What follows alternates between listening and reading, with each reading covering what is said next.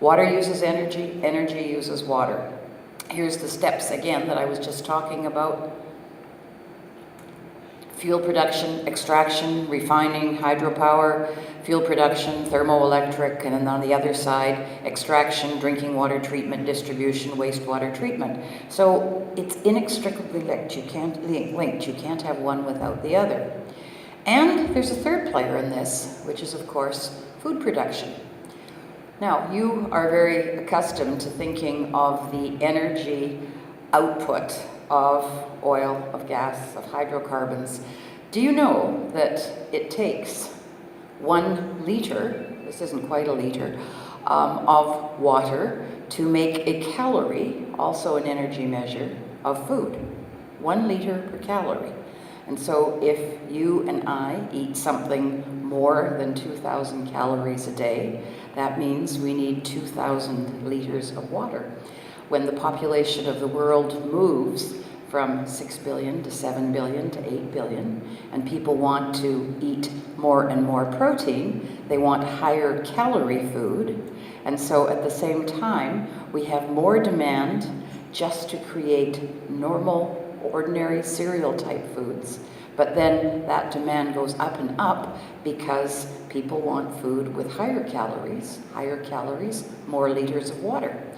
And so therefore, in places where energy production and food production are both in a tight situation vis-a-vis water, you find things like hydroelectric plants having to shut down during droughts.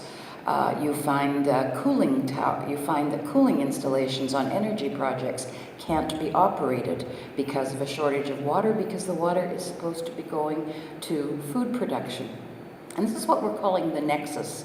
And all this says is that with 2 billion people on the planet, you don't feel very much the pull between energy, food, and water. As that amount moves, as that number of people moves up and up, as we move in more and more cities, then the pull between water use for food, energy, and water gets everywhere quite different, and in some places really quite acute. This is why you have to start thinking about how you're going to allocate water, because it becomes the determining factor as to whether you can proceed with more energy installations. And this is particularly real when you get to bioenergy, that our first biomass that our first speaker was speaking about. The 1 liter per calorie is very real. When you think about a cubic meter of water, which is this is just about a cubic meter high, so imagine that in a square, because you are more accustomed to thinking in terms of barrels and gallons. But you think of a cubic meter of water, it takes that much to make 1 kilo of rice. You surprised? It takes 2 of them to make 1 kilo of rice, and it takes 5 to make a kilo of chicken, and about 7 or 8 to make a kilo of beef protein chicken. And so you begin to see that as our demand for more food and more high-calorie food goes up, it pulls the water bill up and up and up. As our demand for more energy goes up, where that energy uses a lot of water, it pulls that water bill up too.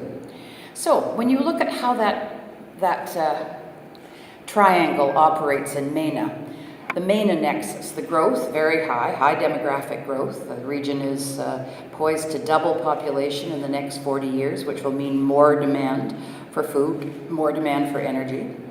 Increasing living standards pushes both of those up.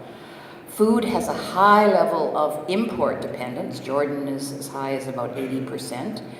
And the importance of the agricultural sector is huge as a water user, but it's also very important as a population stabilizer and for employment. And after the events of the last 2 months in this region, we know that employment is an extraordinarily sensitive issue. And so therefore, a cavalier decision simply to use more of the water for municipal purposes or energy purposes would have extremely sensitive and difficult consequences in many regions, but particularly in this one.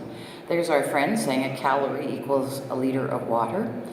Water is not in good supply in this region. Everybody knows that. With 5% of the global population, you have only 1% of the world's renewable freshwater resources. And 60% of the water in the whole MENA region is transboundary, which makes the management of it quite tricky, particularly when there's troubles in the neighborhood, which there quite often is. So you've got the highest per person freshwater extraction, using a whole 75% of the resources, and a decline coming in the years ahead with climate change and climate variability.